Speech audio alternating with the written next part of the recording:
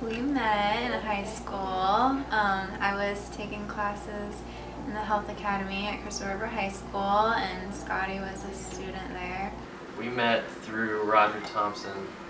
One of my friends in one of my classes, Roger, I was walking to his next class with him in the ROTC hallway, and we were just talking and looking at the pictures on the walls, and Scotty walked by and he said, "Is she a new student?" And then he just kind of kept walking and he smiled, and I thought he was the cutest thing ever. Well, I thought he was a teacher. He looked old and he was only a freshman. I don't know, it was just a girl that I had never seen at school before, and I knew that I was going to get her one day. I thought he was the most handsome thing ever. It really didn't start off too great. I didn't know who she was. I only knew her first name, and I found out that she had become friends with my sister. It ended up that I had a class with his sister, and we were good friends. And I found out that that was her brother, and I was afraid that she'd be mad. And I asked my sister one day who she was talking to on AIM, and she told me, "Oh, nobody you know, a girl named Samantha from school." And, the same girl that I had been introduced to.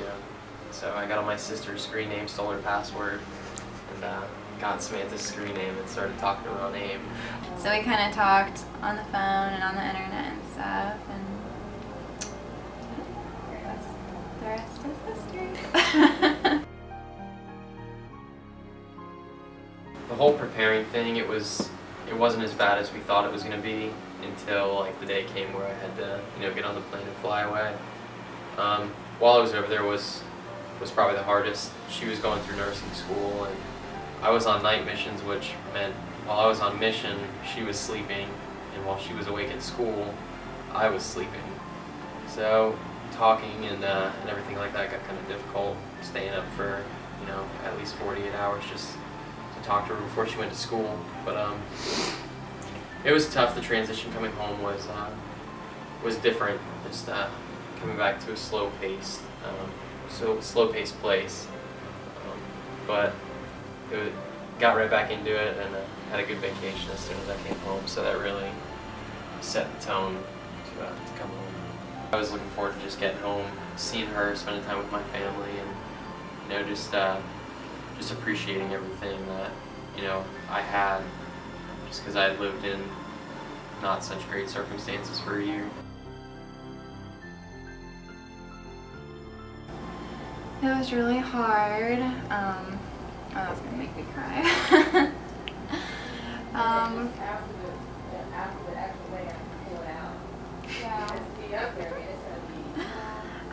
We didn't really know what to expect at first, because the longest we had apart was when he went to basic training for 3 months. So it was really hard. It was a learning experience, but we talked every day, whether it was on the phone or the computer, and we kind of had our own routine, and I think that him being away for so long is really what made us realize that we really cared about each other and wanted to be together.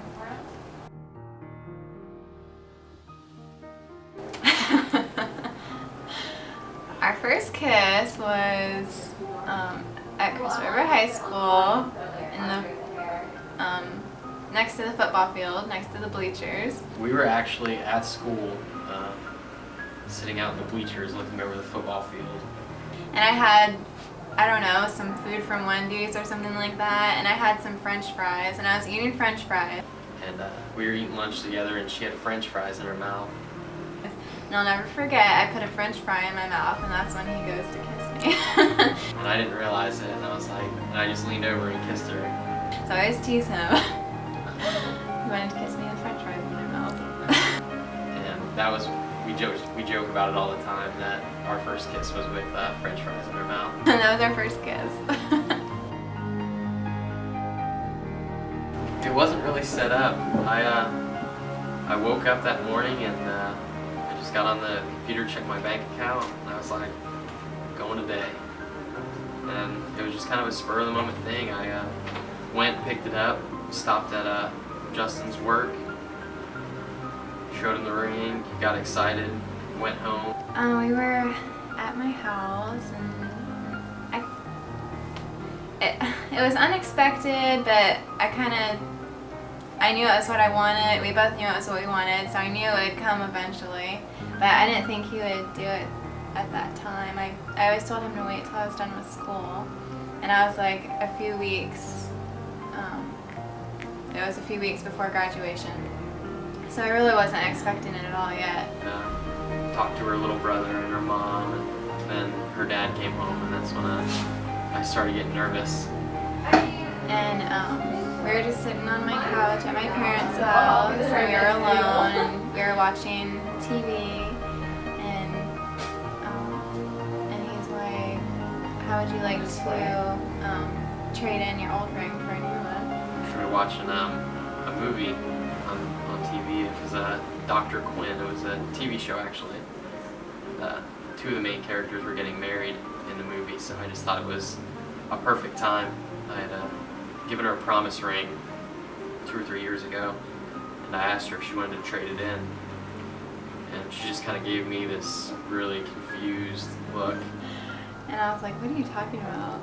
Because I had a promise ring that he had given me a couple years ago, and I was like, what are you talking about? And he's like, how would you like to trade it in for a new one right now? And he got down on one knee and he said, will you marry me?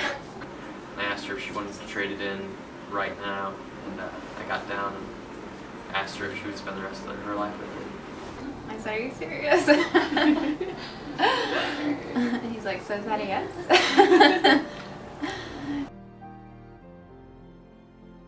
Just being there for one another, just having each other's backs. I mean, we're best friends before anything else, and she's always had my back, and I'll always have her back.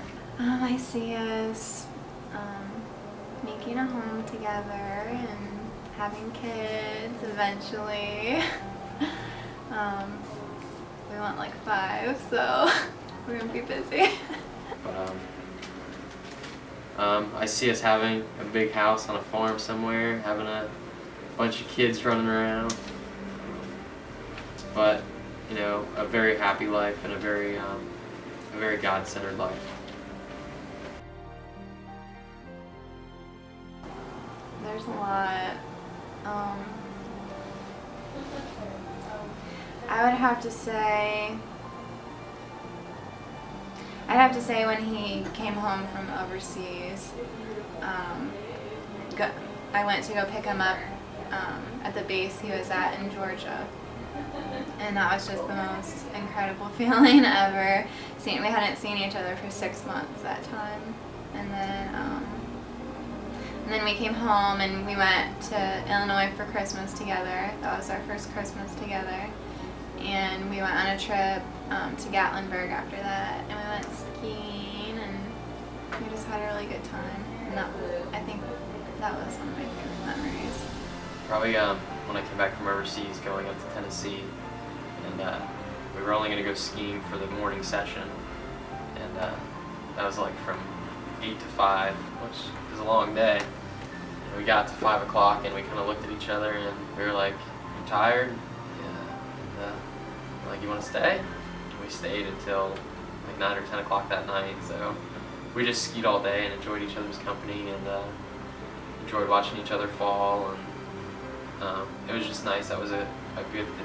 It sticks out in my mind because I just come back from overseas. It was the first, real memory that I made when I came back. That even though I'm psycho sometimes and OCD and crazy, that I love him and I'll always love him forever. And I'll never change. Pretty much just that, I love you, and no matter what happens, I'll be waiting to walk you through the gates.